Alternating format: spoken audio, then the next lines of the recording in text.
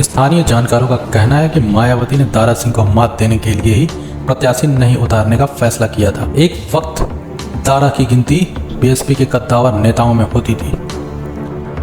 दो पार्टियों के राष्ट्रीय अध्यक्ष, दो उप मुख्यमंत्री और करीब 2 दर्जन मंत्रियों को उतारने के बावजूद भारतीय जनता पार्टी घोसी उपचुनाव में साइकिल के रफ्तार को नहीं रोक पाई। मतगणना के पहले राउंड से आखिरी राउंड तक सपा के सुधाकर सिंह बीजेपी के दारा सिंह चौहान पर बढ़त बनाए रखने में कामयाब दिखे। इधर योगी सरकार में मंत्री संजय निषाद ने घोसी में हार का ठिकरा दारा सिंह चौहान पर ही फोड़ दिया।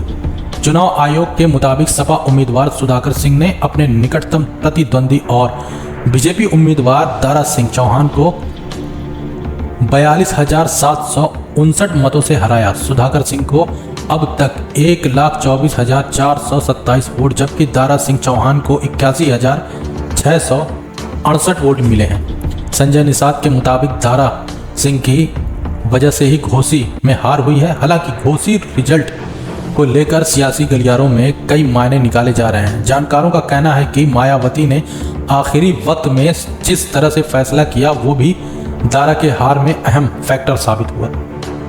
मायावती ने पहले चुनाव में उम्मीदवार नहीं उतारने का फैसला किया और चुनाव से पहले अपने कोर वोटरों को कंफ्यूज कर दिया। पहले उम्मीदवार नहीं उतारा। घोसी बीएसपी का गढ़ माना जाता है। वर्तमान में पार्टी के अतुल राय घोसी सीट से सांसद हैं। आजमगढ़ की तरह यहां भी बीएसपी के उम्मीदवार उतारे जाने की चर्चा थी। कई दावेदार लखनऊ की परिक्रमा भी कराए, लेकिन मायावती ने कैडर को साफ संदेश दे दिया कि घोसी के मैदान में उतरकर ऊर्जा नहीं बर्बाद करेंगे। इसके बाद यहां चुनावी बीजेपी और सपा में आमने सामने की हो गई। हालांकि मैदान में कुल 10 उम्मीदवार थे। स्थानीय जानकारों का कहना है कि मायावती ने दारा सिंह को मात देने के लिए ही प्रत्याशी नहीं उतारने का फैसला किया था। एक वक्त दारा की गिनती बीएसपी के कद्दावर नेताओं में होती थी। 2015 में उन्होंने मायावती को धोखा देकर बीजेपी का दामन थाम लिया था। मायावती के उम्मीदवार की वजह से 2017 और 2019 के चुनाव में सुधाकर सिंह को हार का सामना करना पड़ा था। 2017 के चुनाव में मायावती ने अब्बास अंसारी को मैदान में उतारा था। अब्बास अंसारी को 81,000 वोट मिले। सपा के सुधाकर सिंह तीसरे नंबर पर पहुंच गए। 2019 में फागू चौहान के राज्यपाल बनने के बाद घोसी में उपचुनाव का बिगुल बजा। मायावती ने इस बार अब्दुल कय्यूम अंसारी को मैदान में उतारा। सपा से सुधाकर सिंह तो बीजेपी की विजय राजभर मैदान में उतरे। यह उपचुनाव सुधाकर सिंह 2,000 वोट से हार गए। बीएसपी कैंडिडेट को करीब 51,000 वोट मिले। वोटरों के लिए एक लाइन का संदेश।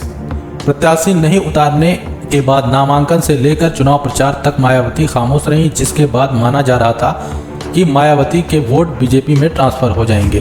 2022 में विधानसभा चुनाव में कई सीटों पर ऐसा हुआ था। घोसी विधानसभा सीट पर करीब 1,20,000 दलित वोटर्स हैं।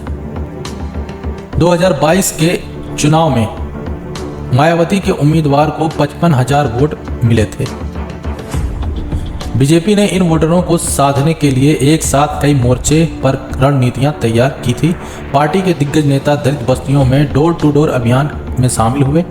बीजेपी दलितों को वेलफेयर स्कीम के जरिए भी लुभाने की कोशिश की गई थी, लेकिन अंतिम वक्त में मायावती ने ही खेल पलट दिया। बीएसपी के प्रदेश अध्यक्ष विश्वनाथ पाल ने मायावती के हवाले से एक लाइन का संदेश जारी किया। इसमें कहा कि बीएसपी के वोटर्स बूथ पर वोट देने ना जाएं। अगर जाते भी हैं तो नोटा दबाकर आएं। मायावती की इस अपील का असर भी हुआ और पिछले 6 साल के 4 चुनाव में पहली बार घोसी के मतदान प्रतिशत में कमी आई। इस बार सिर्फ 50.03% वोट ही पड़े। नोटा को करीब 1,000 वोट मिले। मायावती अगर चुनाव लड़ती तो शायद बीजेपी को कुछ फायदा हो सकता था, लेकिन चुनाव हारने की सबसे बड़ी वजह पार्टी के उम्मीदवार थे दारा सिंह चौहान की छवि एक दल बदलू नेता की बन गई थी। दारा के खिलाफ शुरू से ही लोगों में नाराजगी थी। घोसी की जनता उनके अवसरवाद से तंग आ चुकी थी। दारा के मुकाबले सुधाकर की छवि जमीनी नेता की रही है। बीजेपी के बागी और दारा के खिलाफ प्रचार करने वाले उज्जवल मिश्रा घोसी की हार को पार्टी हाईकमान की हार बताते हैं। मिश्रा के मुताबिक हाईकमान ने जबरन दारा को कार्यकर्ताओं पर थोपने का प्रयास किया, जिसे लोगों ने नहीं कबूला।